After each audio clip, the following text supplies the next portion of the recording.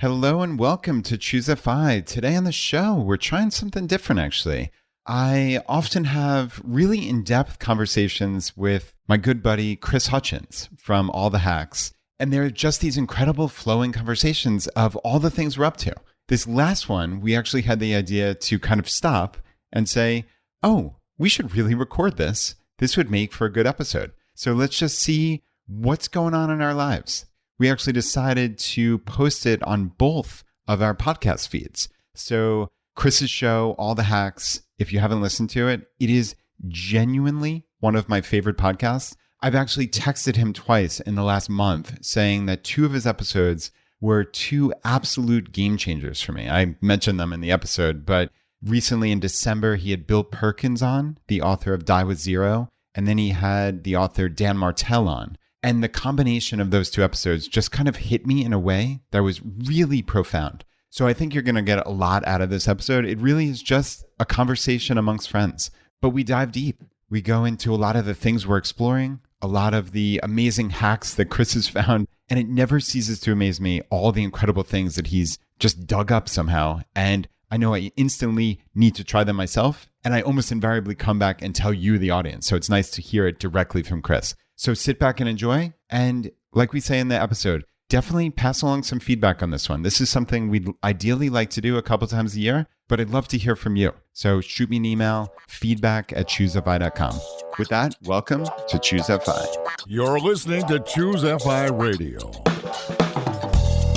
The blueprint for financial independence lives here.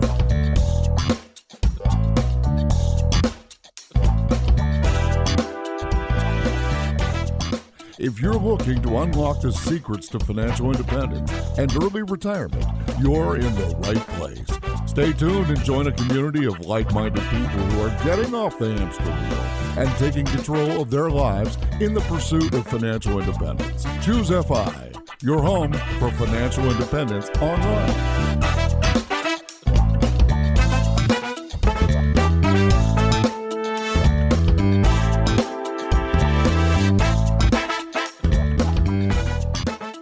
I am so excited for doing this. Yeah, Chris, this should be fun. We always have a lot of interesting conversations offline, so this should be a fun, meandering little chat here. Yeah, and I don't know if you knew this, so this is my episode 100, but I went back and looked, and I know you weren't my episode 1, but we actually recorded your episode 2 on All the Hacks, and we actually Nice. recorded that first.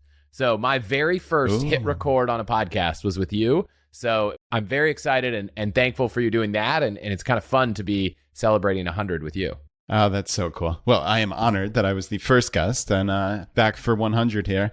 Yeah, it's wild. I can't believe you've been doing it that long. 100 episodes. So you're doing essentially one a week. I know a couple of times you've had 2 a week. So we're coming up in what, almost 18 months to 2 years, somewhere in that vicinity? Yeah, it's been about 18 months. And I love how Brad is saying this, because if you haven't listened to Choose FI, his show, Brad's probably done 600 episodes at this point. So, I feel like I'm way, way, way behind. But yeah, I mean, when I started, I wasn't sure if it was going to be 10 episodes and it just wasn't going to be a good fit. So the idea that I've gone from side project to full-time job on podcasting, I'm lucky to do that. I'm so thankful for everyone listening that has enabled me to do that. And I'm just excited for the next 100. Yeah, I hear you.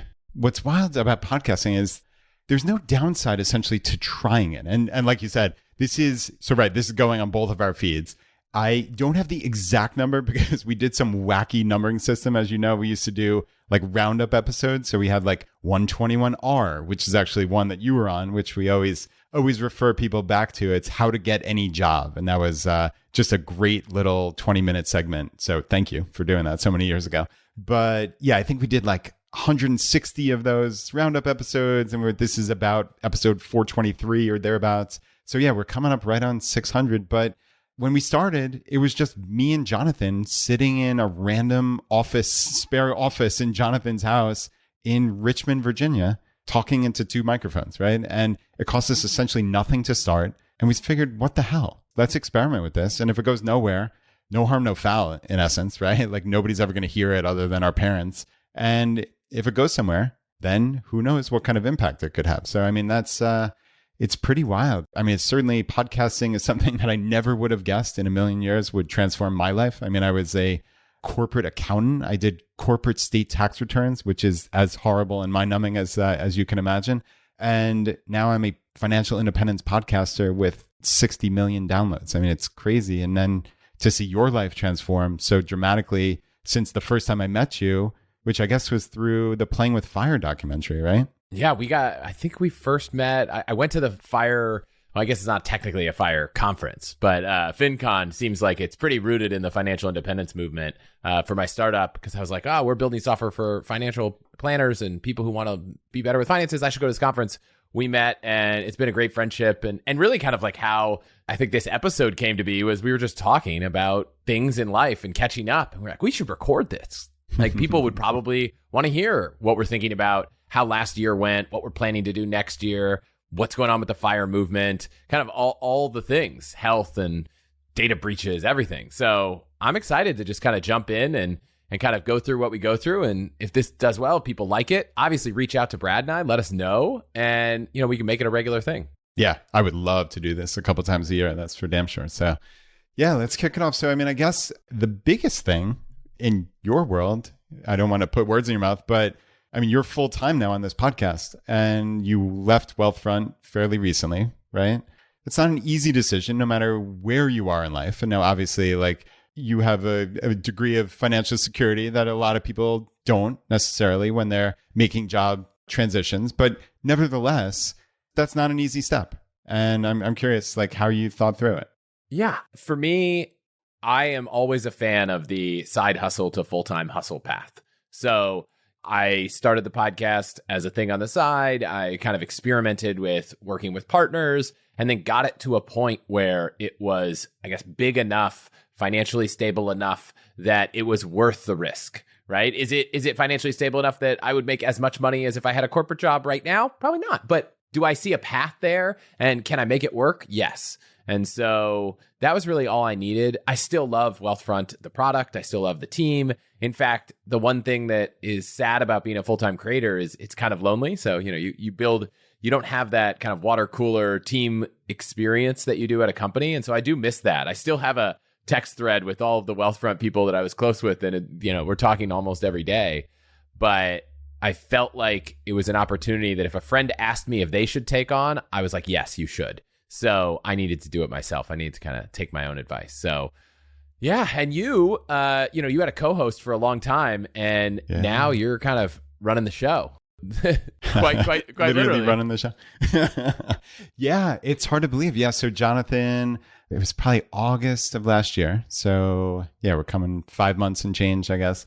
Yeah. He came to me and said, I think I'm going to step back from the podcast. And it was definitely a surprise. And, to everybody out there who, because I got a ton of emails of like, oh, what's going on? Is everything okay? Everything's great. Jonathan and I are still great friends. In fact, I just came from a workout with him at the gym. We're working out together 4 days a week now. And he's doing stuff behind the scenes for Choosify. So we're still business partners. Everything's great. He's going to, come back on the show every now and again.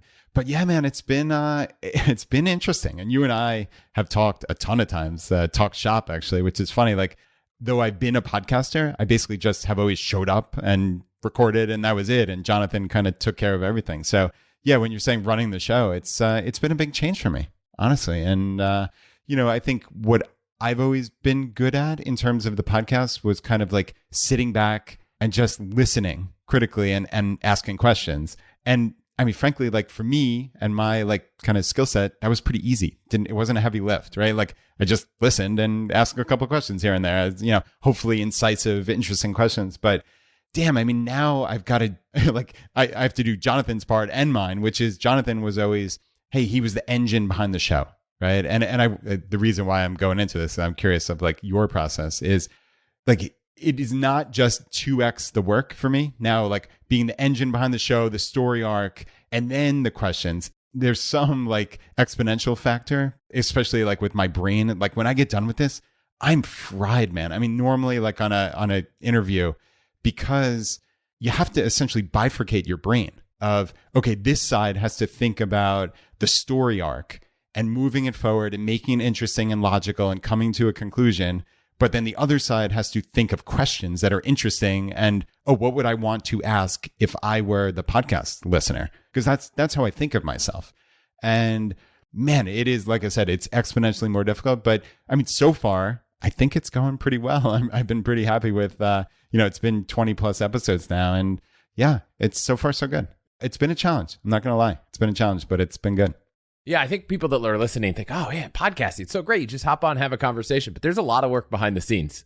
I spend a lot of time just trying to plan out what is the topics. And somebody emailed me and said, hey, it'd be great if you could work with more sponsors I've never heard of, and you could interview people that have never been on other shows. And it's like, yes, but finding those people, finding those companies to work with, there's just so much, it's definitely a full-time job. Like I didn't want to start another startup because I didn't want to have another 80-hour-a-week job. And my wife and I joked together. It's like, oh, well, you did start a startup. You just didn't call it a startup. So it's definitely demanding, but it's great. You get a lot of flexibility, and people listening probably know that I've been experimenting a lot with, okay, well, what if I just do some solo episodes? What if I talk about a country? What if I, just do something different and don't necessarily stick to only the interview regime? So I'll push back. I mean, this is an example of that. It's kind of an interview, but it's really more of conversation. So yeah, that's been fun. And then I've been trying to make sure that it's not my only thing, right? We could talk about podcasting forever, but the average person listening here is probably like, oh, I don't have a podcast. I appreciate the background because it's interesting. But, I think we are able to use the topic of the people we talk to and the content we consume as kind of research for the show as ways to, think about other things in life. And so that's also been really a fun part of it, which is, you do an episode with someone, talk about health, and now like you got to go deep on your own health. And now that's a big project. And I know that's one of the things we're both kind of really thinking about this year. So I don't know. I thought maybe for this episode, it'd be fun to kind of talk about some of the major things that have happened in the last, month or two that have sparked missions or goals for what we want to do this coming year, and talk about it openly. And hopefully people find that interesting, because I know that when I hear you talk about your side, I'm like, yes, please tell me, taking notes, all that kind of good stuff. Yeah, certainly right back at you. And I told you offline that a couple of your episodes, your most recent episodes, have really, really significantly impacted me. I mean, no joke. I have listened to the Bill Perkins episode. I think it came out in mid-December, and Dan Martell with Buy Back Your Time. I've listened to each of those twice already. And it's, it's fascinating. Like, I consume a lot of podcasts, probably more than I should, frankly, but you never know when an idea is just going to hit you. And I think, if I'm honest with myself, the Bill Perkins Die with Zero concept would not have resonated with me 2 years ago, certainly 5 years ago. It would have fallen on deaf ears completely. And now when I heard him I read his book, and really, really good book, certainly, but it didn't impact me as much as hearing him on your podcast. And then I heard him on Peter Tia's The Drive. I think just the confluence of a couple things. So like that, and like I said, the Dan Martell, Buying Back Your Time. And I had my buddy Dominic Cortuccio on our podcast on Choose FI episode 419 just a couple weeks ago. And he was talking about your bold move for 2023. So his kind of conceptual framework is he comes up with like one bold move that kind of typifies that year. And he's been doing this now for, I think this is the 9th or 10th year. And it just sounded really cool to have like an operating principle behind a year, but also to be able to then look back on a decade of growth and fun and experience and say, oh, I was in that place when I did this bold move. And, again, like I said, the confluence of those three things have just like, I mean, without sounding hyperbolic, like just kind of like fried my brain in the best possible way. And I think for a while, and I'm probably a little like neurotic and get inside my head. Prone to anxiety and such. And it was actually a little stressful, Chris. And when I spoke with Dominic, I just didn't have an answer.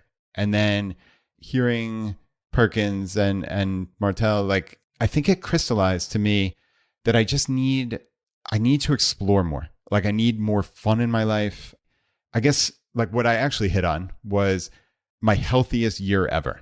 Like, that's my operating principle for 2023. And like what that means in practical terms is actually like kind of loosening the purse strings and not being like, I don't consider myself like a frugal or cheap person anymore. Not that frugal and cheap are exactly synonymous, but I mean, obviously, very well, the old school FI mindset of watching every penny. And I think both of us, frankly, have gotten a lot better with that. So I'll let you jump in now, because I know like that last thing is very impactful for you and how your mindset has changed just since I've met you, honestly.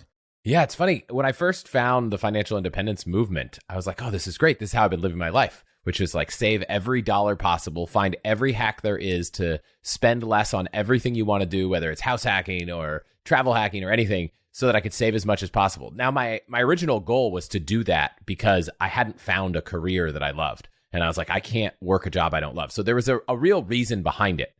But I feel like I went to an extreme that was very hard to get out of once I realized, oh, I actually do like what I do. And now it was very hard to do the most silly things like, oh, I'm at a restaurant and I really want a miso soup, but miso soup's usually $3 and this place it's $6. And I'm like, that just seems egregious. I shouldn't get this miso. It's like, all I want is a miso soup. And we're talking about $3. And like, I would get stressed out about it to the point that I wouldn't get the miso soup. And my wife had ended up acting similarly. So we would both be sitting there like, all we want is a miso soup, but for $6 between the two of us, we can't do it. But we could if it was $3. It got to be a little crazy. And I hadn't been able to articulate and process those feelings, right? It's like something I'd been thinking about. And, every one of my friends is always like, dude, like I remember going to dinners where someone's like, we'll buy a really expensive bottle of wine if you just put in $20. And I'm like, why would I put in $20? I'm only getting a glass and there's a glass on the menu for $12. And they're like, come on, just spend $8 more. Like everyone's just trying to get me to spend a little bit more. And when I sat down with Bill Perkins and we talked, I was like, what is all of this money for? That was one big component. And then the other big component that I think I probably haven't talked a lot about is that sometimes spending your money is not a net negative. So for me, when I think about the podcast, I'm like, oh, okay. I've never been in a circumstance where the business you work at or run, the expenses you create for it directly affect your income, right? When you work at a company, if you spend a little bit more of the company's money, yes, there's like an indirect trickle-down effect of the company being less profitable and might affect you. But when you're owning your own business, if you spend all of the money the business makes, you don't have a salary. Like it's very different. And so as I think about the year ahead, there are opportunities to build cool products that everyone listening right now might benefit from, to save money on travel, to get cool deals. Like I have all these ideas, but to go spend the time and energy to do that, I either need to hire people or invest more time or get an assistant or something. And I struggle with that, even though I know that it's a good investment. It's like I'm going to invest money in my own business. So I'm trying to get better at it. And I don't have a bold move for the year, but it's like, if I did, it would be like value my time or invest in myself. Maybe it's invest in myself, but I don't know. I feel like that might be too broad because you'd be like, well, is it your health? Is it your time? And then you could just, it's hard. And I think if there's anything I learned from running companies, you can't have a bunch of goals. You need like a single theme that everything falls under. Otherwise, you just have this endless to-do list and you don't know how to prioritize. Yeah, I hear you. And like you said, oh, I could build out this thing to help people with travel rewards and it may be a good investment. But I think one of the operating principles that I operate under is actually this question that I ask myself: what are you optimizing for? And I think it's just really impactful just to ask yourself that. And like I literally ask myself that quite often. Like, what in this situation are you optimizing for?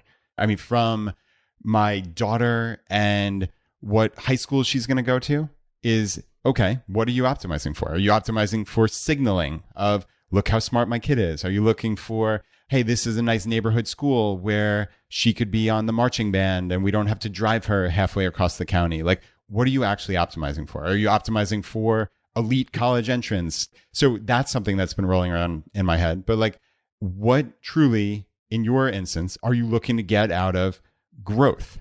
Right? And it's a legitimate question. I think not only for business builders, certainly we're talking podcasts and that's myopic, as you said before, like it's not that applicable to everybody, but I think building is applicable, right? Businesses or side hustles in some way. And the question to ask yourself is like, really, what are you optimizing for? What would growth mean to you? Like in your case, is it, and I'm not necessarily looking for an answer, it's mostly rhetorical, but is it money? Is it impact?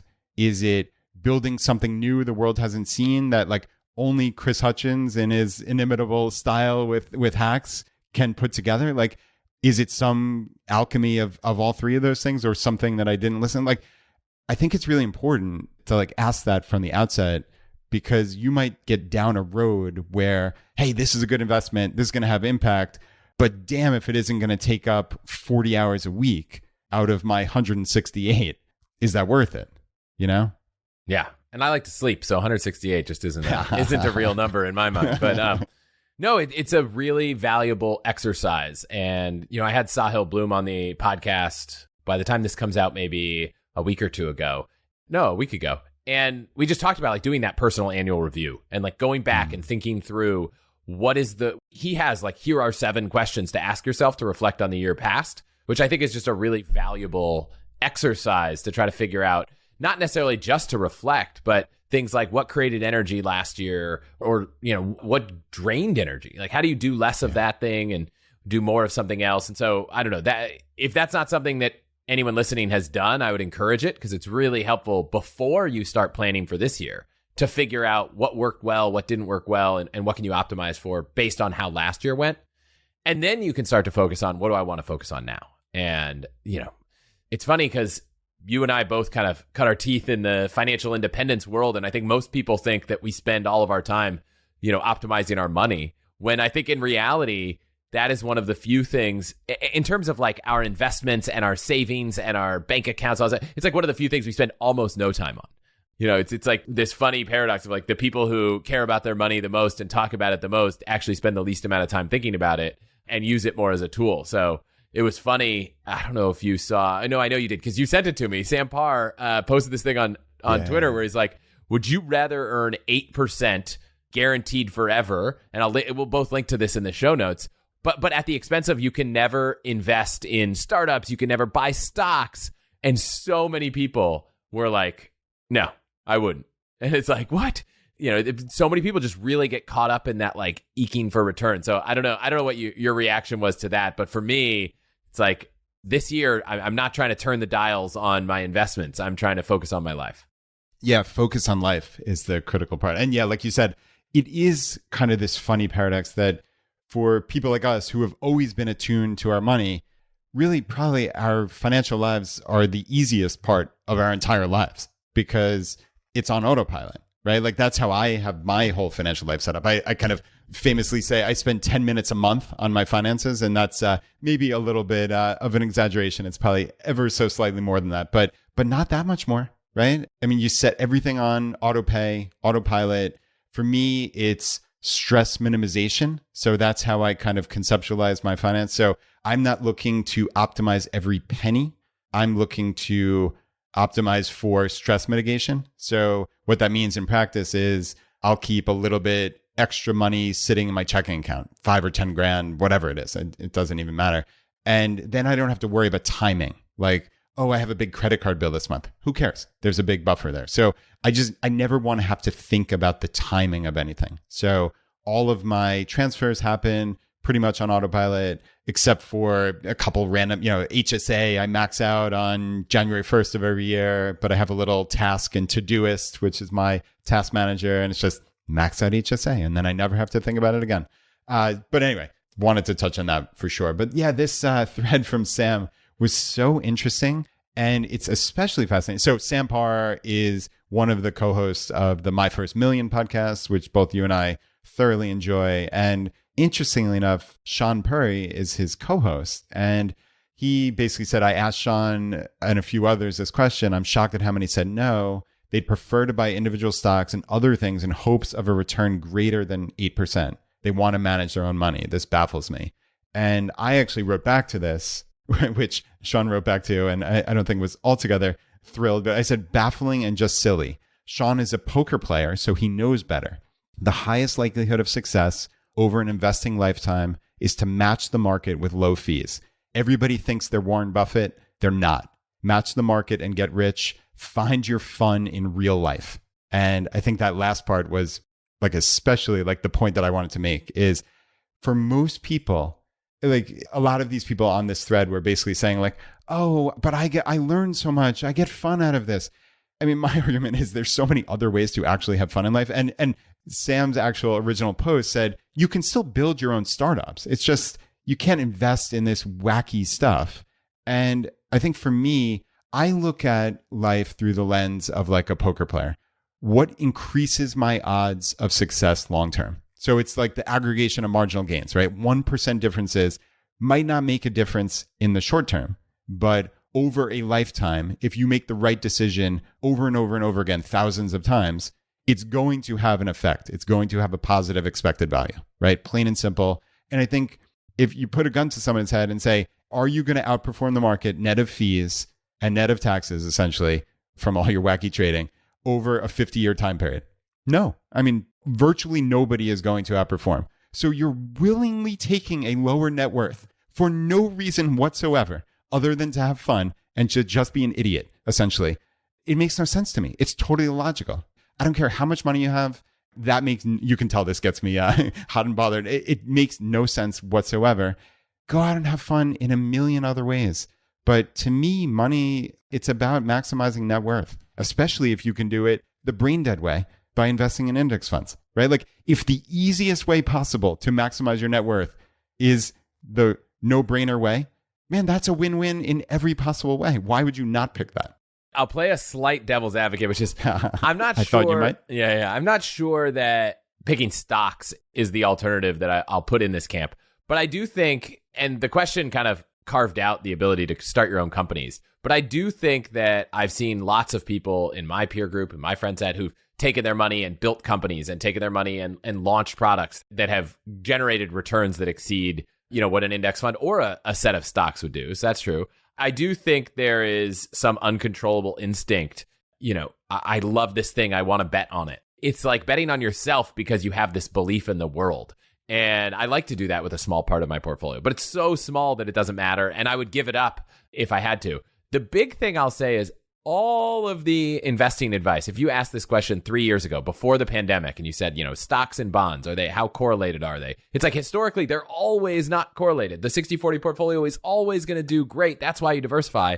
And then it didn't. And so I will say that as much as I don't believe what I'm about to say is something that you should factor in, I'll at least share it, which is that all of the knowledge we have about how much better index funds are than stocks, it's all based on what happened in the past. And there are all kinds of things happening that could mean a different future. That said, I don't think any of the people I know that are choosing to make all these active trades and active investments are doing it for that reason. I think they're doing it for a different reason. But, there is some world where it could be something interesting. Or there's a world where, I did this episode with Brian Feraldi, who has a whole checklist on how to be an investor and invest in stocks. And he approaches stock investing much differently than most, building out a portfolio of stocks, almost like creating your own indexes and doing some kind of research and that kind of stuff. And I would say if that's your approach, then I feel a lot better. But if your approach is more, I just pick crazy things because I want to kind of win and I read about them on Reddit, I'm less excited. But we could go down that rabbit hole forever. I think both of us, almost all of our money is in some form of investment account. I am curious. I think you manage yours on your own. So you're doing the rebalancing. You're doing the tax loss harvesting. I think not because I did work at Wealthfront, but just because I believe that it is a better use of my time to not do that and to get the extra edge from things like direct indexing and all that kind of stuff. Have you ever considered not managing it yourself? Yeah, that's a good question. Well, under your advisement, I did open a Wealthfront account. I don't know if you ever actually even knew that I did that, but I have been putting some money in there. So just more to kind of see how the tax loss harvesting worked, essentially. I mean, it's pretty cool. I'm not going to lie. And there is no world where I would do that on my own. So, I mean, I haven't done an analysis, certainly, of is the benefit that I'm getting, does it outweigh the fees? I suspect that it does. But in all candor, I haven't. I'm sure you have that. You have that information committed to memory. But for me, if I were to not manage my money, I think it would be more psychological. I like to believe that I don't make poor decisions, like sell when the world is going to hell in a handbasket in March of 2020, et cetera, et cetera. But I think I'm as susceptible to that as anyone. So I probably have underperformed what I should have performed if I just did what I advise all the time and just keep pumping money in, go to sleep, wake up in 10, 20, 30 years and essentially have more money than I can imagine. Obviously, nobody cry for me. I'm doing fine. I've reached financial independence. At the end of the day, it's fine. But I know in my heart of hearts, I've probably made suboptimal decisions based on emotion. And I think when we talked about, hey, like the actual nuts and bolts of money is the easy part, I stand with that and I hold to that certainly, because I think it's precisely the psychological part that's really the hard part. And you let your brain get involved and it just kind of does stupid crap.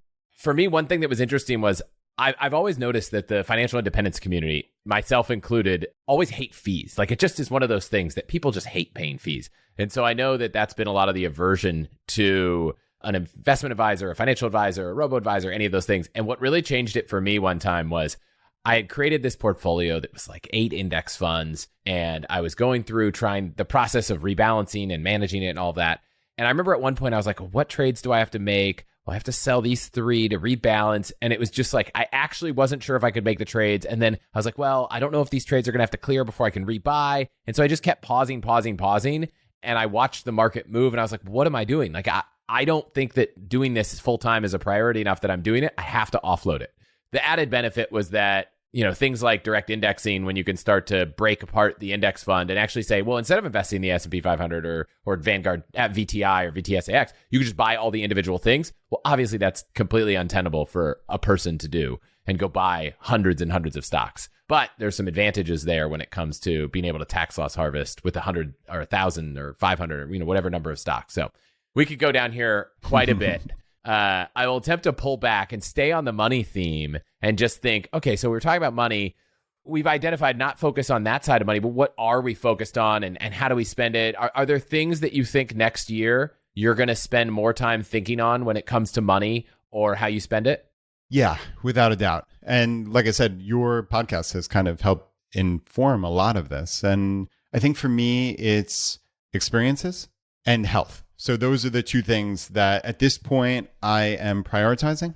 And I think what that's going to mean in reality is spending money. And that's perfectly okay. You know, and I think Brad circa 5 years ago would not have been okay with that. And I am now. And I think that's perfectly fine. And I'm frankly very happy about it. So yeah, I mean, experiences. So are there any particular experiences that you're like, let's do the experience side before we get to the health side. But I'm curious if there's things that you're like, this year, this is what I want to spend on. Okay. So you and I are both lovers of Japan, and I desperately want to get back to Japan and I want to climb Mount Fuji. That is like an absolute goal of mine. Will that happen in 2023? I don't know if it will or not. Actually, did I even tell you that I studied abroad in Japan years ago? I don't know if I ever mentioned that to you. I knew you've been to Japan, but I didn't, Yeah. So it's, I guess, sophomore year of college over the summer. Lived with a host family in a city called Hamamatsu, and it was a couple hours south of Tokyo on the Shinkansen. And like the only time that I saw Mount Fuji was on the bullet train, and it just like appeared. And obviously, you know how majestic it is. Then it was the cloudy season, and unfortunately, I only got like a couple little quick glimpses of it. But I'm like, damn, I will be back there someday. And I mean, at this point, it's going on 20 plus years. So I have not been so great with the follow through on that. But my older daughter is now a roller coaster enthusiast, which is actually a thing. Like that is an actual term, roller coaster enthusiast. There's like little, well, not little. There are like massive organizations of these roller coaster enthusiasts throughout the world. And in the town immediately adjacent to Mount Fuji is one of Japan's best roller coasters. So I'm using this as like my little hook to get my family there. So, and I don't know about you, and I'd be curious to hear your thoughts. Like, you now have 2 kids, and I have 2. I guess my kids are older at this point, which is kind of crazy to say, but it's still hard to travel, and we have not been as good at that as I wish that we were, frankly. So the very short answer to your question is, yeah, I need to get back to Japan. I want to show my family, my wife, just that amazing culture. And yeah, that's the plan. So that's the hope on like one of the big adventures. Okay, so if you're listening to this and you haven't been to Japan, you absolutely have to. Next week, I have an episode that's entirely devoted to Japan. So I sat down with... Seriously? Yeah, I sat down with Brandon Presser, who is a previous guest, who I think said has been to Japan every year for the last 20 years, except one.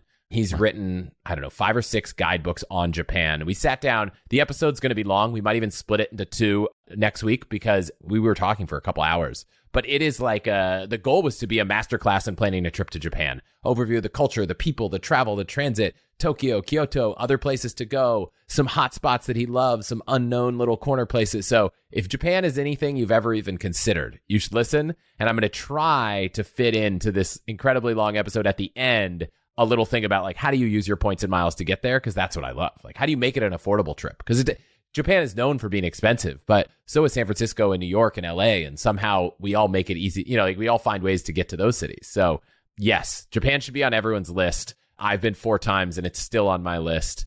But I'm going to come back to your travel with kids thing. And it's something I've been really thinking about. And I actually had a really funny conversation this week with Tony Hawk. Funny enough, to bring it all together, about travel to Japan. And, when he was young in his early 20s, he had a kid. And for all we know, of Tony Hawk being successful and famous and rich and all these things, at that point in time of his life, he was anything but that, like living on ramen, everything. And he got these demo offers in Japan and he couldn't afford childcare. So he brought his kids to Japan when he was young or kid. And he would be like at a skate demo with a, infant or toddler, just like hanging out there because he just had to do it. He didn't have any options. But his advice was by doing that and being forced to do that, his kids just got so comfortable rolling with the punches. And so we took what I think was a very ambitious trip to Paris and London with a 6-month-old and a 2-year-old. And it was nothing like a trip to London that you would take with no kids. But we learned how to make it work. Was it as fun as it was before? In many ways, no. But in a few ways, yes. Like you're showing your kids, and maybe you could argue at 2 and 6 months, they're not quite old enough to necessarily appreciate the culture. But they are learning how to sit on an airplane for 10 hours. They are learning. My daughter loves airplanes. So I think that, we invest in a lot of things that are painful. If you want to learn how to run, the first getting out the gate and starting to run as an adult is painful. And then it gets easier and it gets easier. I think the same thing is true with travel with kids. And sure, I'm going to do an episode in 2023 about all the travel hacks I've learned traveling with kids, from the Stokey Jet Kids suitcase, which if you have a small kid is amazing. And it basically converts any coach seat into like a business class seat, at least in the eyes of a young kid. Does nothing for adults, by the way. It just, but for a small kid. But I think you just have to do it. And it's not going to be the experience. The rule I heard from someone, just plan one thing a day. That's it. Your itinerary is one thing a day, at least when they're really young. Now that you're way past naps and early bedtimes and the ability to not miss like 5 meal snack times a day, like you're past that. So I think it's going to be a little bit more enjoyable. But at the young ages, I just keep telling myself I'm building up the travel resilience so that, in a few years when they really learn to appreciate things, we just have things so much more dialed in.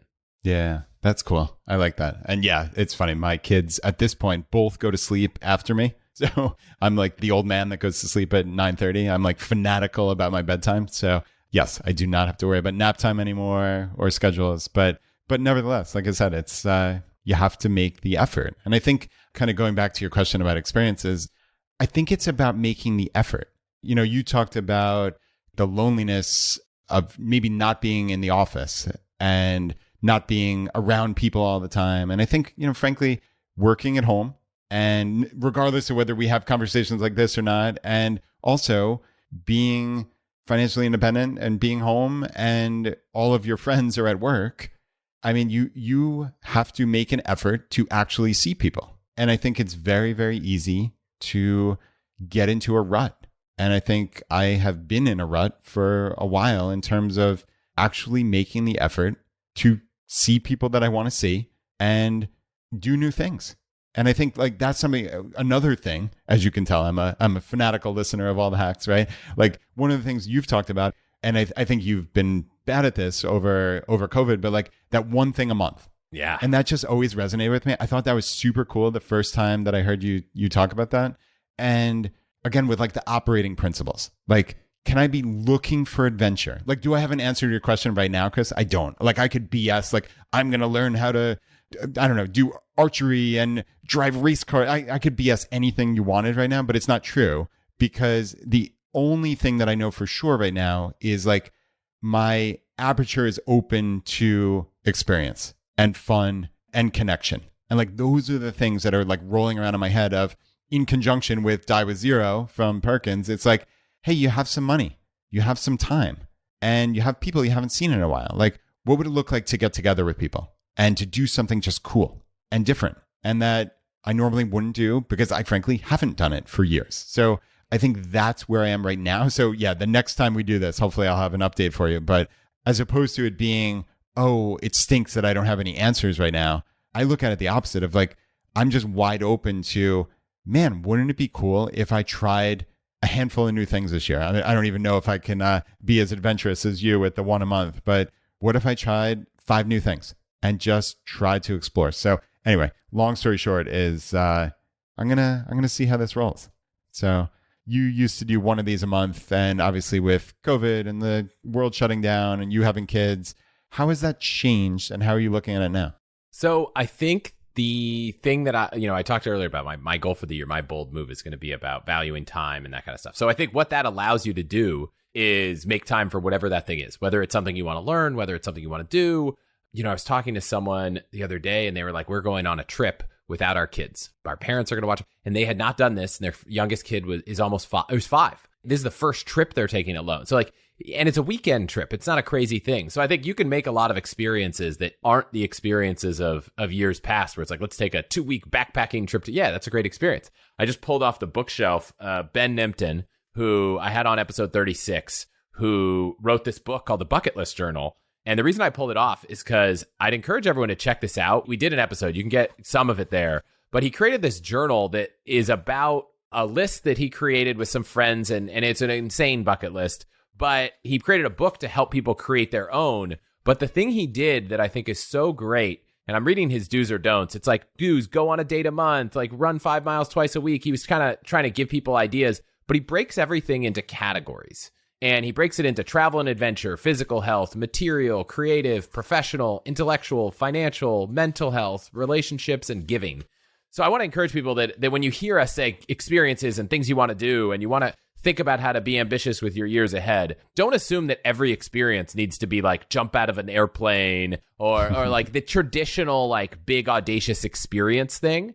One of the things that I have on my bucket list is like to cook a 7-course meal for friends. Like, not necessarily go out to a fancy restaurant, but just to make this incredible, awesome dinner where you think about it, and you plan it, and you shop, and you do all this stuff. Like, that is an experience. It's not jumping out of an airplane. It's not traveling around the world. So I'm trying to prioritize things in other categories that I think are also really meaningful. And so that's something I'm thinking about this year. But another one, since we had so many topics on this list, we're not going to get to all of them based on our process. But when it comes to mine on valuing time, which I think is a big one for me, I want to share some of the things I've done and some of the things I'm going to do. I think that one thing that's really unfortunate, I remember sharing an app to a friend of mine and saying, oh, this is a great app, Paprika. It's a food app. It's recipe management, meal planning, all this stuff. And they're like, oh, it's expensive. It costs, I don't know, $5, $10, $20. I was like, okay. But like, we've kind of trained ourselves to assume, oh, software should all be free, content should all be free and all that stuff, which is fair because we've been trained. It's not like we just decided this. And I have a similar problem. I'm like, do I want to buy an app for $20? This is crazy. Most apps are free.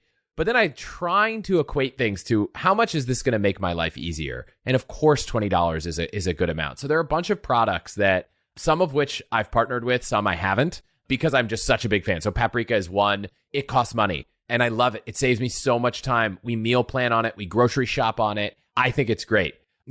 Partners of ours, Delete Me, is this site that I think is an incredible product that will basically go and remove all your data off the internet. So I went pretty deep last year on cybersecurity and like, how do I get my data off? How do I make sure I'm protected? I did a whole 2-part episode series where I interviewed someone and then did a ton of research and kind of published it. So you can go back and listen to those.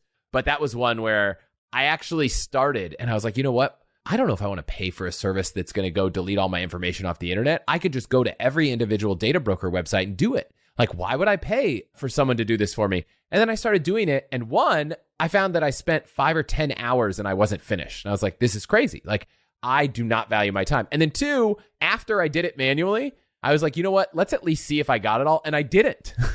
So like, I spent all these hours trying to do it. And then I realized not only could I pay someone to save me time, but I could pay someone to do it better than me. So that was an interesting one and a product I love. I use 1Password. They're not really a partner of the show. I think there's an affiliate link for them if you sign up, but I think I make $1 or something. It's not like a big deal. It's just like, because I already love it, I might as well put the link in on the website. But just managing passwords, I'm glad to pay for a service like that. I'm glad to pay for photo storage. I'm glad to pay for, we talked about money. I love a product called Kubera, and it is a product that replaces your spreadsheet balance sheet, right? Like that's what it replaces. And it syncs with all of the sites. It's a premium service. It's not, it's not free. It's not hundreds and hundreds and hundreds of dollars a year, but I think it's $150 a year, but they've worked with all the data aggregators so that they use the best, whether it's Plaid or Yoda, all these ways you sync your accounts, the best one for each account. And they just built all the features I want. And now I don't spend an hour a month updating my balance sheet spreadsheet in Google Sheets. And it's like, if I can save 12 hours a year plus get some extra insight, of course I should be willing to pay something for that. And that's something I've gotten really in tune with. And this year going forward, I'm like, maybe I need to, try one of these virtual assistant services out. I just signed up for Fancy Hands, which I'm not sure if it's going to be the right fit because it's not really like a dedicated person that learns you, but I just want to get myself comfortable with paying to save myself time, because I'm using that time to be creative with my business, which hopefully will generate revenue in the future. I'm using this time to spend with my kids, which I want to do. So that's been a really hard thing for me. And I think one of the biggest unlocks was starting to pay for products and services that will save me time. And, it starts out really easy when it's obvious, where it's like, I'm going to have someone help clean my house, which I know would take me this many hours. But I'm trying to extend that to, I'm going to use this software that's going to save me time. Or I'm going to buy this product that costs more, but it's going to save me time. Are you good at that? Well, I'm getting better. I'm trying. And I think I share the same affliction that you share, which is, of course I can do this on my own. Or, of course, if that's going to cost a couple $100, I can do it just the same. But like you said, it almost invariably takes way longer than you anticipate. And you, in the case of Delete Me, you don't do as good a job, right? So I think I'm a work in progress on a lot of this stuff. It's just reorienting. So I think even down to meal planning and cooking meals at home. So for years, my wife had this, at choosify.com/meals, we have a PDF of 30 recipes that she's curated. They're not her recipes. They're recipes she's curated over the years of essentially, it was $2 per person per meal. And these are fabulous, delicious meals, our A+ meals in essence. That's been fantastic. And we meal plan and we save time, we save money, etc. But it's still a lot of hours. And not to mention on the front side, but on the back side too, you don't think about this, the cleanup, right? If you're cleaning up pans every single time and putting all the dishes away, it's 20 plus minutes for each of us. That's 40 person minutes, right? And then when you think about that times 7 or times how many ever meals per week, it's just an absurd amount of time. So where I'm going with that is I think we've been much more cognizant of our time recently. So we're actually spending significantly more on food recently. And still, in the cosmic scheme of things, it's not that much, Chris, but we're able to get delicious food from one of our favorite restaurants. And it winds up being $5 per person per meal. And they cook it for you. We get they have this amazing, they call it Sunday supper. And the way that it works is you can get enough food that for us, it lasts 4 dinners for the rest of the week. And it's $50. It's absurdly cheap. And Brad doesn't live in the Bay Area, for anyone listening, where dinner for 4 that doesn't last the whole week is more than $50. Yes, I'm in a low cost of living area. I'm in Richmond, VA. But yeah, it's fun. It's actually fun because there's a new menu every week. We try something new. My wife, this is not this is the way that things have been delineated in our house because she generally likes cooking. She's always been the one who made the food, and she's been doing that for a long time. And especially when you have kids, who we got into the bad habit of making different meals for people, which I don't advise at all. And she's just kind of done with it. And this is fun. It's a lot of fun, frankly, to try new food every week. And we don't have nearly as much, obviously, on the front side, but on the back side also, they give you the pans to cook these things in. There's no cleanup. So it's just, well, damn, would I pay $3 extra a meal to not have to waste an hour of prep time and cleanup time? Of course I would. 100 times out of 100. And the food, frankly, is as good or better, and it's different every week. So yeah, I mean that, like, we actually just recently hired someone to clean the house once a month, and that's been great. And just like little things, I think I'm kind of dipping my toe in here. I'm not maybe quite as advanced as you at this point in terms of, I know you're thinking about like the virtual assistants and things like that. And I'm open to it. I think it's just more like, I need to conceptualize what does that actually look like? I can't get from here to there. And how are you thinking about that? Well, I did this episode with Dan Martell that you already referenced about, buying back your time. And I consider Dan, having talked to him, to be like the pro. I'm like, you don't spend 1 second of your day on something that isn't a good use of your time. And I'm not sure I have the roadmap on how to exactly get there. And some of the things he's doing require more capital than I'm willing to spend on it, but I'm working on it. We experimented with hiring someone to drop off meals and do the preparation. We kind of go out or do carry out a couple nights a week just to give ourselves a break. We built bulk cook so that we, have enough meals for another day. Like, we're doing a lot of stuff, but I hope to have an update in the next time we chat, which is kind of some of the experiments and the results of them. But, for the interest of time, are there any other money things you're thinking about going forward? Yeah, I mean, money things, I am kind of at a crossroads with my real estate investing. So I know a bunch of our listeners have asked for an update with this. Is I wound up buying, and I don't know if I ever told you this, but 2 single family rental properties down in Georgia a couple of years ago. It's probably 3 or 4 years ago at this point. And I've never liked real estate. Like it just, I don't know, it kind of scares me. I had a bad experience of like kind of speculation back in my 20s, and like it just scarred me for life. And I think I've gotten over it to a large degree in terms of like, okay, idiot, don't look at this as like, you're going to make a quick buck, this is going to go up. Like, look at it as a business. I'm a CPA. I should be looking at this as a business. Does it have cash flow? Is there positive net income? And what's the return on investment? So I actually bought both of these properties in cash, and they've been great. I mean, they've returned phenomenally. Like the bigger pockets, 1% rule. Now, obviously for anybody in the Bay Area, or like this is for your own personal residence, this is laughable. But for an investment property in rural Georgia or in Alabama or in many places throughout the country, you can find it's like 1% of the purchase price as the monthly rent. Now, for instance, I bought these properties after renovation. I bought them for basically $55,000 a piece. So 1% of that would be $550 a month.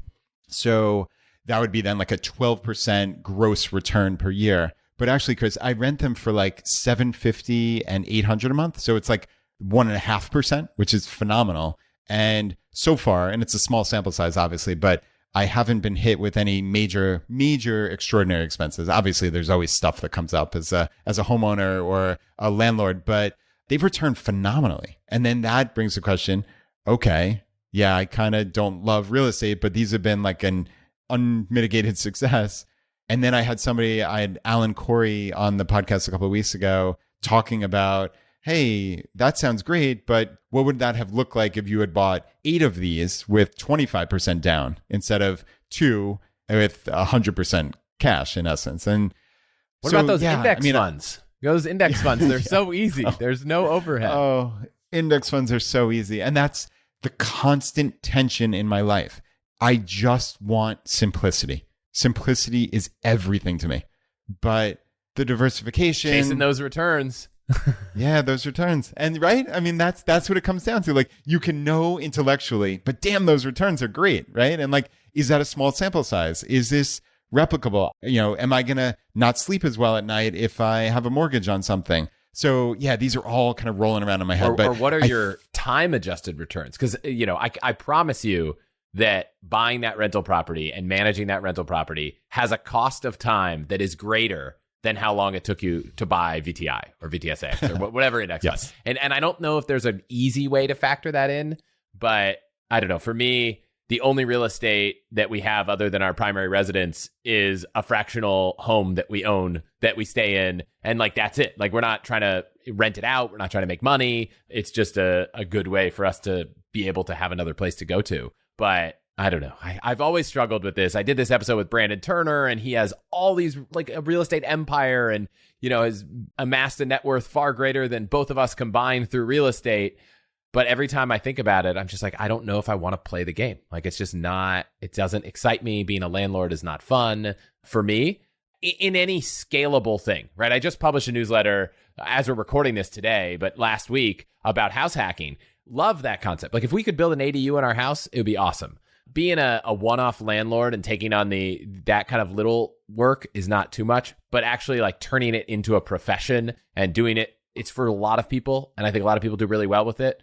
My brother and sister-in-law, like they've bought up a bunch of auto repair and tire shops. It's like there are a lot of businesses that you can own and they can be very, very successful and you could do well with them. That's just not what I want to do. But they've done a great job. And it's funny how real estate, seems like the obvious alternative of what to do with your money. But then you listen to someone like Cody Sanchez, who's going to be coming on the podcast soon. And like, she's like, I'm buying laundromats. I'm buying all these businesses. So like, there's lots of ways you can buy businesses, one of which is a rental property. But do you want to do that professionally or not? And what is the opportunity cost, right? Like if you put a little bit more of time instead of into your side hustle or to your day job or to the company you run or something, will that be as lucrative in the long run? It's hard to compare because there's no like average return on investment of, spending time on your side hustle. But I don't know. I encourage people to realize that like real estate has a time component that if you don't love can feel like a lot of work.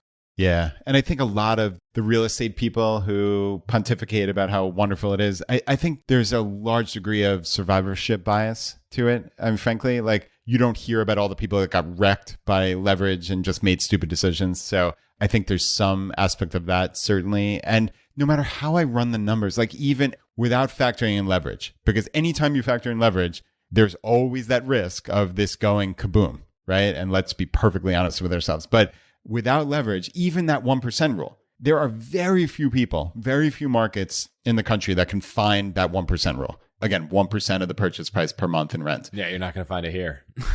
Right? No, not in a million years in the Bay Area. That's for damn sure. And I mean, that's a 12% gross return. And then again, bigger pockets, you mentioned Brandon Turner. They say you should anticipate about 50% of the gross rent as expenses. So, okay, your 12% gross return turns into a 6% net return. 6%. That's not so fantastic, right? And then obviously there's appreciation, but appreciation, in my opinion, is speculation. You cannot bank on appreciation by any means. So it's speculative. But that said, you can anticipate a couple percent appreciation. So we're still back at 7, 8, 9%, which is pretty analogous to what we anticipate in the stock market. And like you said, it's a whole hell of a lot easier to buy VTI or VTSAX than it is to run a real estate rental company, if you will, or whatever you want to conceptualize it as. So like, is the juice worth the squeeze? I think if you like it, great, right? Like if you enjoy that, like I enjoy optimizing my travel, great. I think it's awesome. But just don't go into it thinking it's the best thing in the world. Yeah, it's not. And yeah, teach his own. There are people that love it. But yeah, without leverage being included, because leverage can go both ways, it's no better than essentially anything else. And obviously, again, the real estate people will pontificate about the tax benefits and the 1031 and all this stuff. And, there is that to some degree. But yeah, if it sounds too good to be true, like you said, you got to factor in your time a little bit. I think that's important. So the only other money thing I had was that we have an au pair from Italy. She's amazing. And we're going to add her. Our last few au pairs didn't drive, but she does. And we're adding her to our insurance. And when you add someone who hasn't ever had a license in the US, who's under 25, your insurance goes up. And so that inspired me to start going to reprice my insurance. And I'm going to do an episode all about insurance. So keep an ear out for it. But I would just say it's amazing that, every few years, different insurance companies completely change the way they price different things. And I've consistently in my life found that every couple of years, I just, send all... I keep it in a nice, easy formatted thing where I'm like, here's the level of coverage we need. Here's all the things we need to cover. And I'll just send it to a few insurance reps or brokers and be like, hey, could you give me some quotes for this? Because for some reason in California now, most of the websites don't let you price yourself anymore. So really? This is just my experience. I went to State Farm, couldn't price it myself. So I had to email it to someone. But I did that. And sure enough, I think I'm going to save $600-700 a year on insurance. It might even be closer to 1,000 just by shopping around and repricing. So that's my little fun thing for 2023 is, if you haven't repriced your insurance in a little while, especially if you got your home or your rental, you've got your car, or maybe you've got an umbrella policy, you start to add all the things up, it can be worth kind of shopping around and getting a deal. Yeah, I think there are a lot of these like little one time a year things that you should do that a lot of us don't do, frankly, but at least to be mindful of it. Like I said, throw it in some task list that you have come up in mid-January. And I think you could do it more often, but frankly, like, again, is the juice worth the squeeze, right? Yeah. So I think one time a year, price insurance, one time a year, hopefully at minimum, but certainly one time a year, go through your credit card bill, just like line by line. Are there any recurring things that you just forgot about? I mean, this happened to me a couple of times with like random Peacock or Hulu or, some kind of Paramount Plus or some such. And like, oh, I wanted to watch Top Gun Maverick, so I got Paramount Plus, and I'm probably going to be paying for that for a couple of months because I'm stupid and I didn't cancel it, right? So you should kind of do that a couple times a year. Just use Rocket. Like, look, they're a partner of the show, or they, Nice. But Rocket Money is so good at this. Do tell. It's like, it's a free app. You sync your cards, and then they scan for things that are recurring, and then they just give you like an easy view of here are all your recurring subscriptions. That's cool. Their business model is, okay, is there a recurring subscription? You can go cancel it. Or you could just tap one button and be like, go cancel it for me. And you need their premium subscription to do that. But then they'll go reach out to whatever company it is and just cancel it for you. And depending on the state you live in California, it's nice that brands or companies are required to let you opt out online. But like if you have a New York Times subscription and you don't live in California, it's so hard to cancel. But if you live in California, or by the way, if you don't live in California and you have things to cancel, next time you're in California, just go online and do that. Or if you have a VPN that has a California option, it's really easy to cancel online here. But it's just great. Like, they'll even renegotiate your cable bill for you if you want. So I say this not because just they're a partner. They're not paying me to say this, right? Yeah. They have no idea that I'm even saying this. They are a partner, but I actually use the product. So that's very cool. No, it's certainly very timely as I'm talking about doing it manually, and we're talking about saving time. Saving time. That's the whole key. But when you do reprice your insurance, make sure you actually look at how many miles you drive on your car. So we don't drive that much. And so one of our car policies is priced at 5,000 miles a year. One's at 3,000.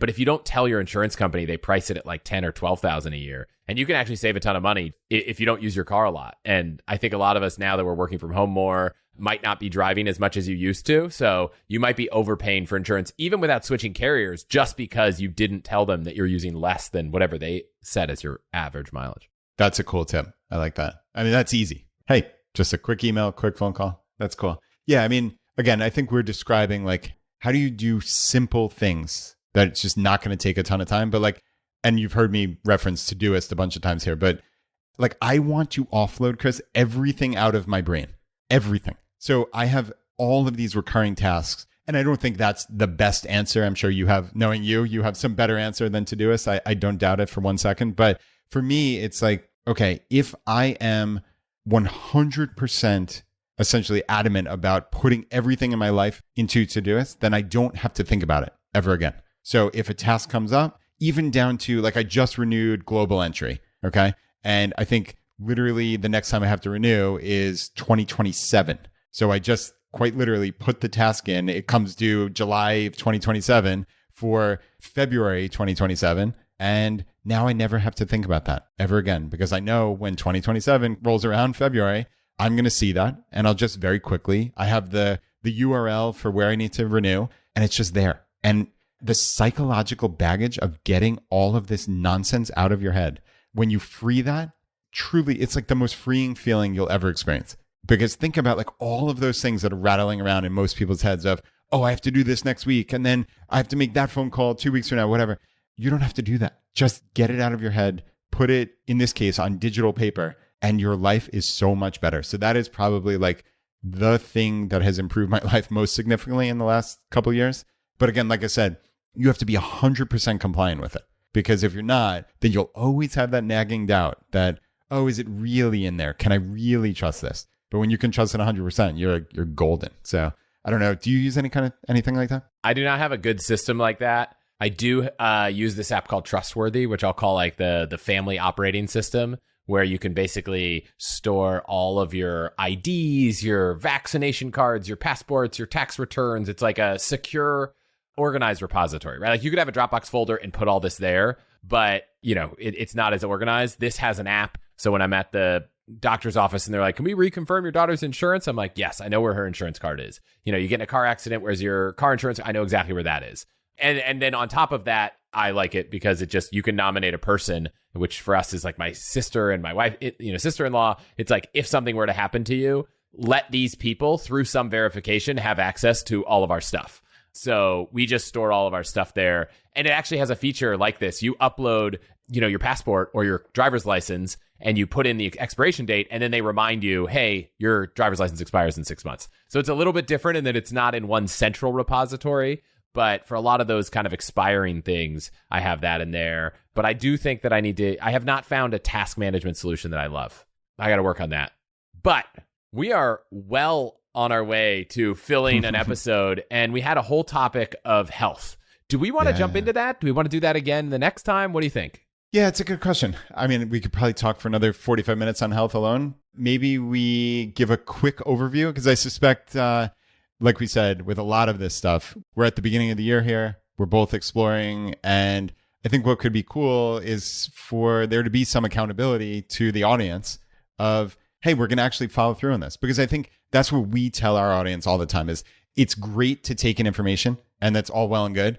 But if you don't take action, it's all worthless. So you have to get up off the couch and take action. And I think also, frankly, I fall down on this a lot. There are probably dozens of things that I've promised over the years that I'm going to do this, and I don't follow up because there's no accountability. So it would be pretty cool, maybe on some level, for us to be accountability partners, and then by extension, the audience to some degree. Yeah. I don't have a prepared list of things I want you and the audience to hold me accountable for when it comes to some of these things, but I know you have a few on health. Why don't we set the stage for this at a high level and say, look, health was a big thing for us. We want to spend some time focused on it.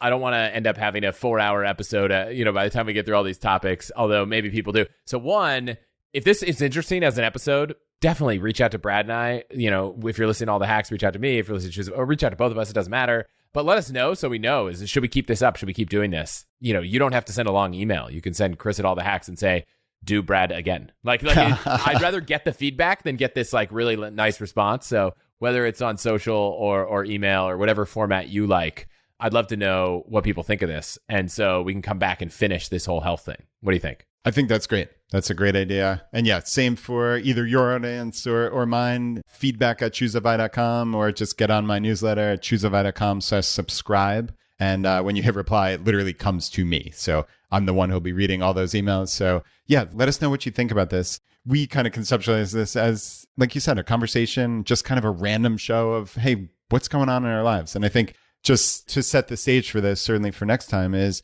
yeah, I think my bold move, as I talked about with that episode with Dominic Cortuccio, is I want this to be my healthiest year ever. And I don't precisely know today how I can quantify that, but I'm not letting that limit me. Again, with my kind of over anxiety, analytical brain, I would have let that be the limiting factor and not gotten started. But I'm going in with an open mind of, hey, I want to experiment. So just a couple things that I've been doing so far, which I think have made a big difference. So first, Chris, more than anybody, I am a massive fanboy of Dr. Peter Attia. I've been following him since, I think, episode 50 of the Tim Ferriss Show, which came out maybe 9 years ago, plus or minus, which is crazy. And he's a pretty high-performing athlete throughout his life. And a couple years back, he decided to what seemed like basically stop a lot of his heavy training in favor of this program called DNS. So it's dynamic neuromuscular stabilization. It sounded fascinating to me because I kind of been plagued with some shoulder issues and neck issues. And everything that I tried was always a Band-Aid. There was no actual substantive fix to it. And the more I learned about DNS, the more that I thought this could be the answer. And I've actually been going, luckily, there aren't that many DNS practitioners in the US, but luckily there's one here in Richmond. And I've been going to him for the last really month or two at this point. Chris, I kid you not, it has been the best thing that I've ever done, for my body. I feel so much better because it actually looks at the brain and nervous system as almost going back to developmental milestones from when we were kids, when we were infants. And if you missed a milestone, it's not like you are incapacitated for the rest of your life. Obviously, I've been a fairly normal person, but you always are coming up with some workaround. And what that leads to in a lot of cases is injury and or stress in certain spots. So very long story short, because again, we'll talk about this more in depth, is my neck and my hip flexors, which are constantly tight, have never felt better. Like I wake up in the morning and I'm like, holy cow, I can move my hips in a way that I didn't think was possible. Like I didn't think it was possible that I could feel this good.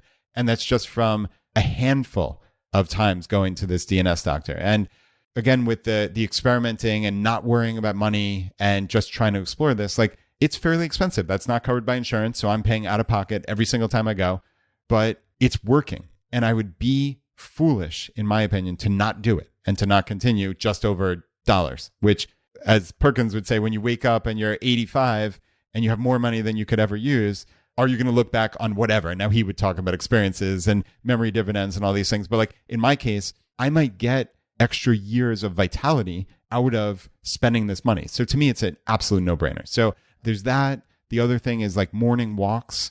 I also listen to the Huberman Lab podcast a ton. So he's always talking about getting morning sunlight.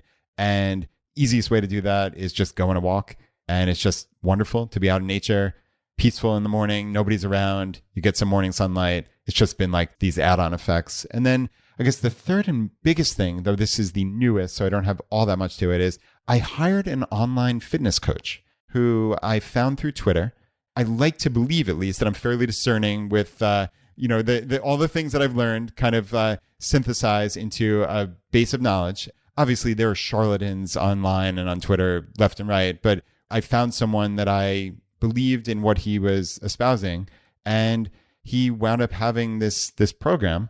And now, like I said before, I'm going in to the gym with Jonathan, my Choosify business partner, 4 times a week now, and it's just awesome. It's also, frankly, like I talked about, making the effort for connection is now I get to hang out with my buddy Jonathan 6 to 8 hours a week when I wasn't previously. I'm working towards something, because I think that's the other thing. Like I'm in reasonably good shape. So it's not like I'm going from couch potato to trying to be Mr. Olympia. That's not what we're doing here. But when I go into the gym, when I go into CrossFit, I love it, but it doesn't feel like I'm working towards something. And I think having goals and having tangible improvements and having an accountability partner are really going to benefit me. So naturally, like I said, we're in week 2 here. This is workout number 8. So it's a very small sample size, but I think the conjunction of all of these things are really working pretty well. It's a mindset of exploration and just wanting to be as healthy as I possibly can, because frankly, I'm 43 years old, which I still can't believe, and not getting any younger, obviously. And the time is now. And I think that's how I'm thinking about it. Yeah, I'm turning 39 this year, and my goal is to kind of dial in health before I turn 40. I did an episode with Dr. Jordan Schlane. We talked about, I've got high cholesterol and then the impact of that. So that's the thing that I'm tackling first. And through a combo of both medicine and lifestyle changes, but I'm very early in that journey. So I need to get, when you have 2 small kids and you start a podcast and you go full time on it, like I'm just trying to, I felt like for a while I was treading water, and now I'm like, okay, we're starting to get things dialed in, need to get the exercise back on the regular regime. And, I think we've been doing well with food, so I'm not too worried there. But that's the big one I'm focused on right now. Going back to very early conversation, I was talking about apps and how it's crazy to spend money. It's crazy how medical things are the same. It seems wild to pay for a doctor that isn't covered by your insurance, or to pay for a treatment, or to pay to get blood work done, or blood analysis, or DNA analysis, all these things. But it also seems crazy to not allocate some portion of your budget to your health. And so we actually had a conversation on that episode a few weeks ago about how do you think about what to allocate in your budget towards health. And, after the fact, I emailed Jordan. I was like, hey, I'm thinking about a doctor. So Jordan runs a concierge practice that for me is not within the budget that I want for my health. It's quite expensive. But I was like, do you know someone that I could work with that's not as expensive? And he was like, what's your budget? And I was like, I don't know. And then I asked Amy, and I was like, what's our budget for health? And we're like, I don't know. So it's something that I need an answer to, because I think I'm not necessarily always the budgeting type, but a budget kind of gives you permission to spend. And so in some areas, I feel like I don't necessarily need a budget. I know kind of what's a reasonable amount to spend just instinctively. But with health, I feel like I need to create a budget. And I might even start doing this with an FSA, though the open enrollment just ended, so I've got to wait a year. But I feel like I need to force myself to be comfortable spending money on health. And if I could create a budget that says, you have $2,000 to spend on health, and like maybe the answer is you kind of say, whatever's not here, we're going to give away, or whatever, something that makes it a little bit more accountable. With an FSA, it would be like that. Whatever you don't spend, you actually can't use. You lose it. And so you could buy stuff. I would encourage anyone who has an expiring FSA to go buy stuff that, a local shelter needs, and don't let it go to waste. But I want to create something there because I feel like I need to force myself to spend more on my health.